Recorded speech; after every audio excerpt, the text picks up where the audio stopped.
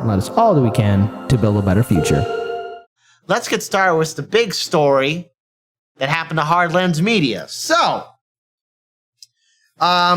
we've gone through this song and dance numerous times here at Hard Lens Media. This is the 7th time we received a strike by YouTube, an unfair strike. YouTube sent me a message early this morning, and this was not the way I wanted to start my morning off. I'm always grouchy, I'm always groggy, I'm always angry when I wake up because I have a nice, comfortable bed. But hey, gotta make the donuts some way, gotta drink the coffee, so there you go. So as we all do, we look at our phones, sometimes we get alerts, and I noticed a fancy YouTube icon on my phone. I go check it out, and apparently we received a strike for breaking YouTube's community guidelines. What were the guidelines? Well, YouTube, I hope you're listening to me, you blind bastards, said that Biden wasn't president, and we were questioning the 2020 election results.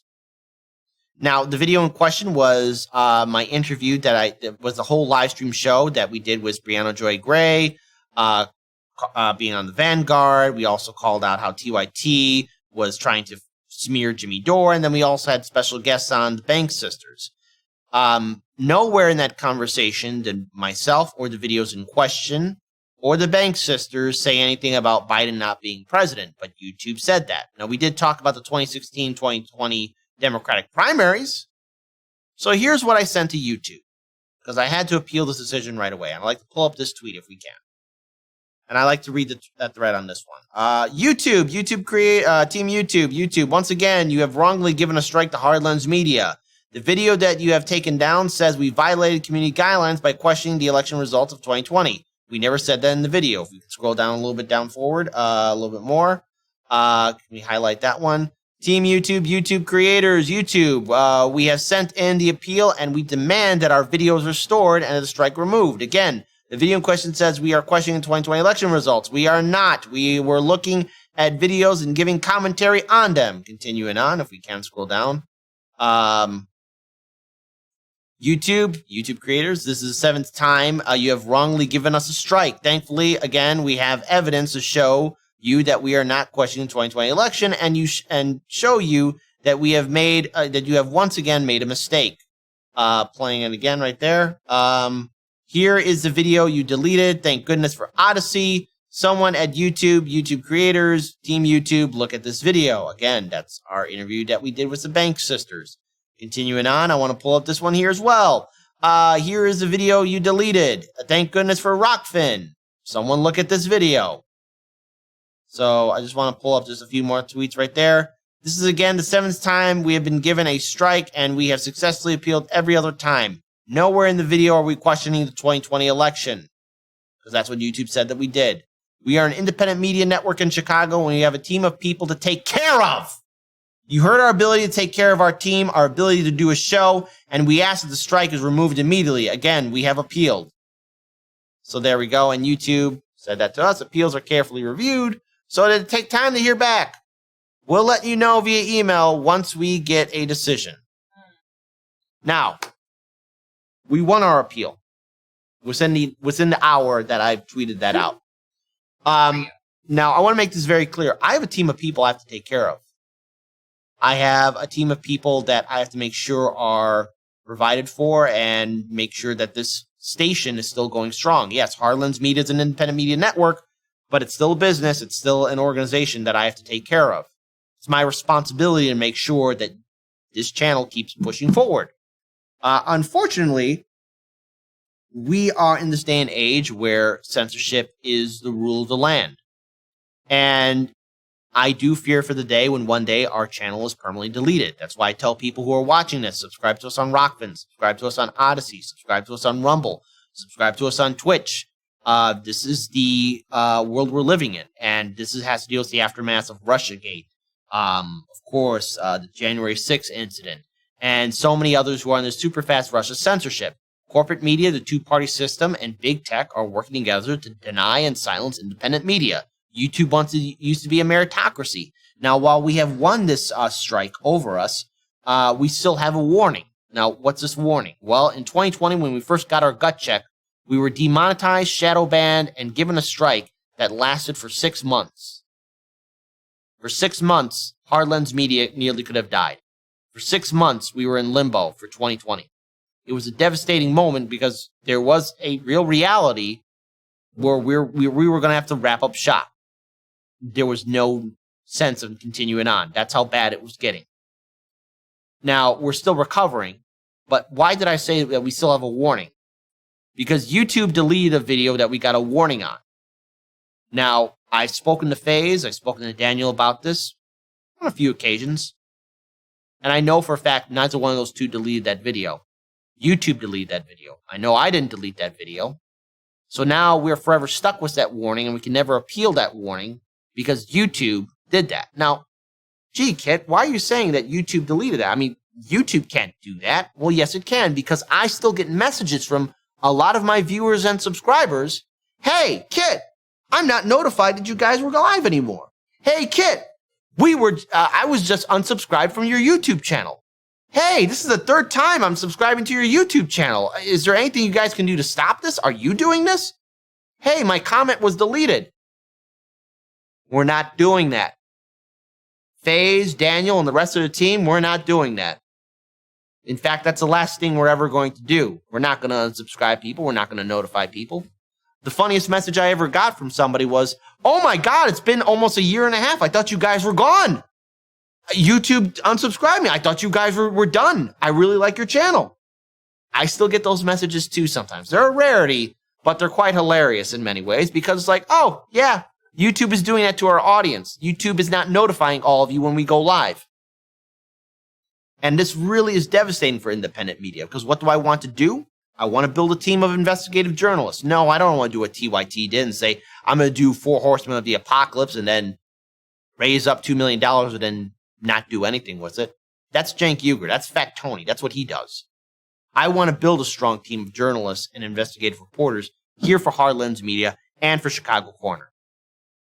But YouTube giving these strikes, well, go ahead. Keep on giving us strikes. Go ahead, try it. Because here's the thing. I know we have the proof and the evidence to be speaking truth to power.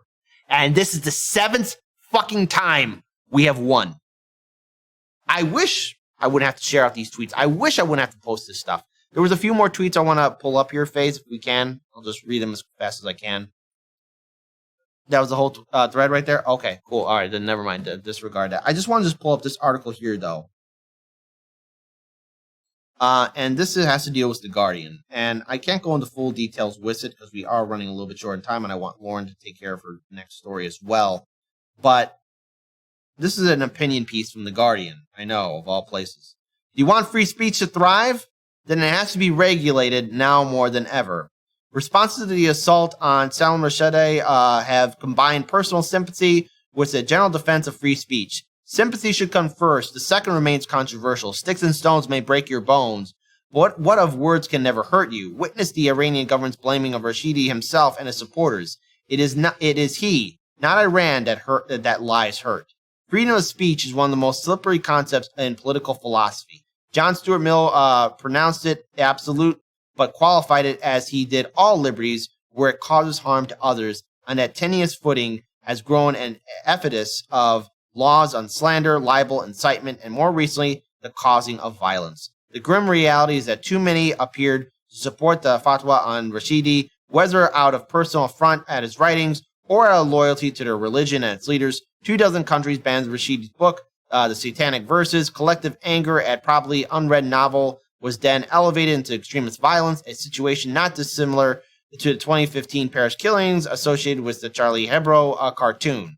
When offense passes beyond its individual victim to their identity group, it moves to the realm of personal grievance to that of a collective revenge. Under the Blair and Cameron governments, ideas of offense, bullying, and hatred were elevated to the status of crimes. Now, any chance remark by an offender might be broadcast to the world, often generating a synthetic sense of group affront and possible litigation, if not direct action. Its ultimate absurdity was the inaccurate warning on a Merseyside police advertisement that being offensive is an offense. The latest venture by the state into this morass is the Johnson's government's online safety bill, which is a bizarre concept of legal but harmful. However well-intentioned, it seeks to monitor an astonishing range of evils and indisciplines from online stalking to incitement to riot, from phony medicine to fake Russian news. Again, when you hear fake Russian, again, RT being banned is stupid. Sputnik being banned is stupid. It is dumb. It is extremely dumb. However, it will work. It will work has yet to be stated. It is a censor's charter or a nightmare. Regulating the internet has become a major political challenge. Europe faced a similar crisis with an advent of printing and evolved licensing and copyright laws to handle it. The key then lay in identifying the author and the publisher. There had been some accountability for words. In contrast, the internet has led to anarchy of dissemination. While Rushdie has authored a book and is accountable for it, many of its critics are part of the familiar social media feature, an anonymous mob howling after its victim across the ether. Those worried by a lack of online accountability are convinced the only solution lies in somehow ending anonymity in that domain.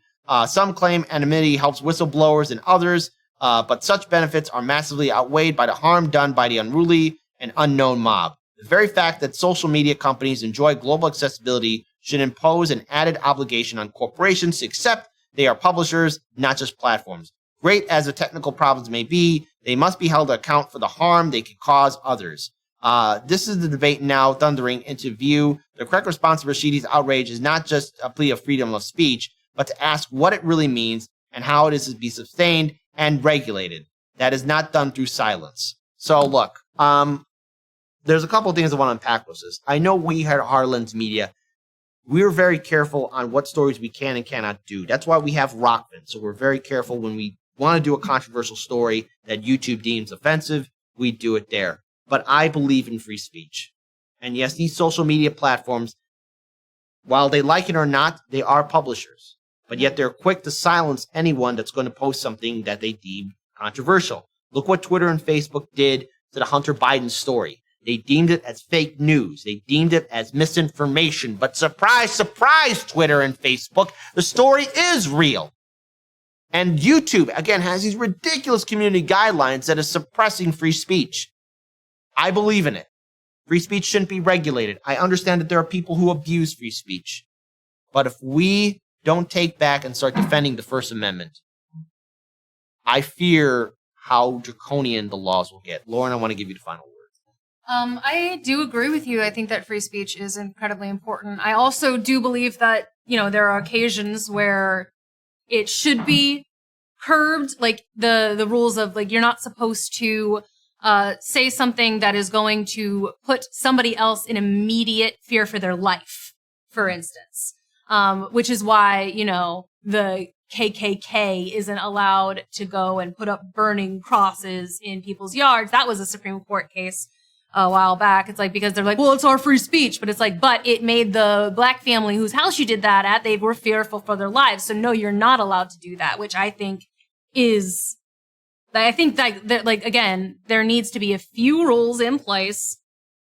No death threats, no things that could be construed as death threats, or like if they have been in one, just because maybe you say you're not, but it's like, but you know what that symbol means, So like that, absolutely, I don't think should be allowed to have a great wide audience, because again, that is putting someone in fear for their life. And that I don't think is okay.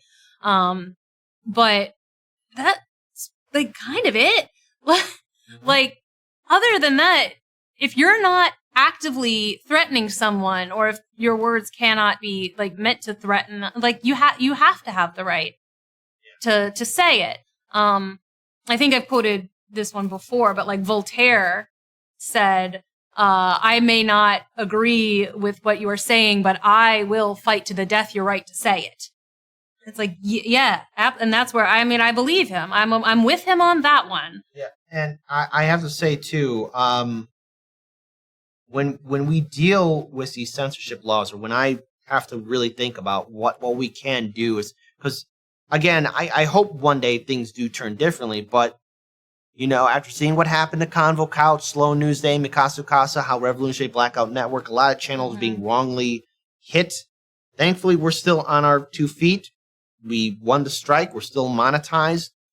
But it's going to come to a point to where a lot of independent media is going to have to really start stepping up and saying no more to YouTube, And I think for the most part, a lot of our fellow colleagues are on Rockfin and Odyssey, which again, we're doing that as well.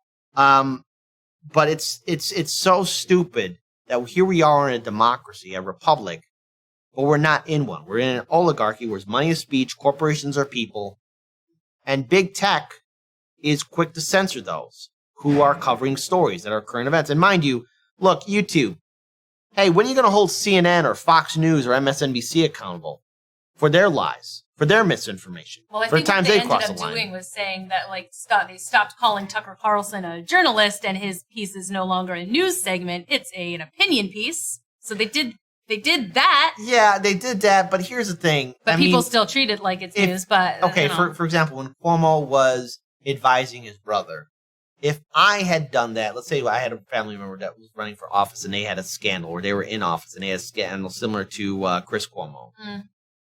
Yeah, and right, and yeah, wait. Chris Cuomo's a news person. Andrew is the governor, right? So, Chris, let's say I was giving advice to someone like who was like Andrew, right? I know YouTube would come down on my channel just like that. Yeah.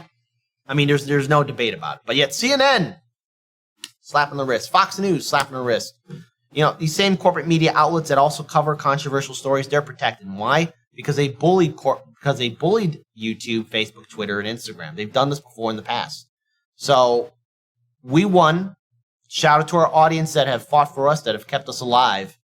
But it's going to get rough. And by the way, Miguel H says it's one big shopping mall, and we're all window shopping. So there we go. All right. I just also want to say this too again, audience. You kept us alive. Hard Lens Media, we're not going anywhere. And if YouTube thinks it's going to get away with it, or if anyone else that doesn't like Hard Lens Media thinks we're going to go away, oh no, we're just getting started. You think that it's over? We'll tell you when it's over, because it ain't yet. We're not backing down, because we're not fucking around.